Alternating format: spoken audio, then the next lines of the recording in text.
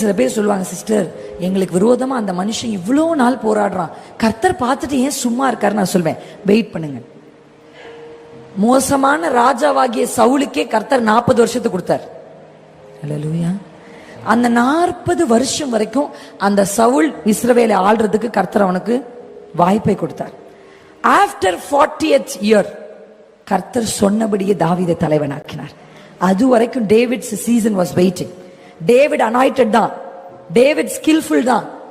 தாவீது கிட்ட எல்லாமே இருந்துச்சு, வாக்குதத்தம் இருந்துச்சு, அபிஷேகம் இருந்துச்சு, டேலண்ட்ஸ் இருந்துச்சு. தாவீது கூட நிறைய படைத்தலைவர்கள் இருந்தாங்க, பலவான்கள் இருந்தாங்க, பராக்கிரமசாரிகள் இருந்தாங்கன்னு பைபிள் இருந்தது. David has everything to become a king.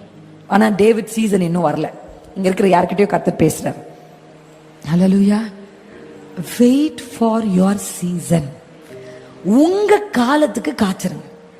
உங்க காலம் வரும் வரையும் ப்ரிப்பேர் ஆயிட்டே இருங்க. அந்த காலத்துக்கு உங்க காலம் வந்த உடனே கர்த்தர் உங்களை கையில் எடுத்து, அல்லேலூயா, உங்க குடும்பத்தை கையில் எடுத்து இந்த சமுதாயத்துக்கு முன்பாக, உலகத்துக்கு முன்பாக கர்த்தர் சொன்னதை செஞ்சு நிறைவேற்றி காமிப்பார்.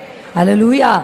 சவுல் சீசன் முடிஞ்ச உடனே வசனம் சொல்லுகிறது, இஸ்ரவேலர் யூதா கோத்திரத்தார் எல்லாம் புறப்பட்டு வந்து என்ன பண்ணாங்களா? தாவீதை ராஜா வாக்கினார்கள்.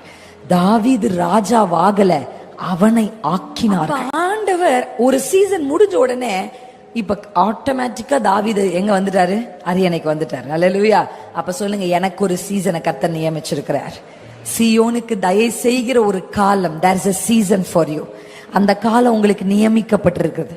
எப்ப சாமுவேல் வந்து தாவீதின் மேல அனாயிட்டிங்க ஊற்றினாரோ அப்பவே அந்த சீசனை கர்த்தர் ரெக்கார்ட் பண்றாரு. இன்னும் எண்ணி இத்தனை வருஷத்துல என் மகனை கொண்டு போய் நான் அரியணை நிற்க வைப்பேன். அப்படி கர்த்தர் உங்களை அபிஷேகித்த நாளில உங்களுக்கென்று, உங்க சீசனுக்கென்று, ஹல்லேலூயா, ஆமென், கர்த்தர் நியமிச்சிருக்கார்.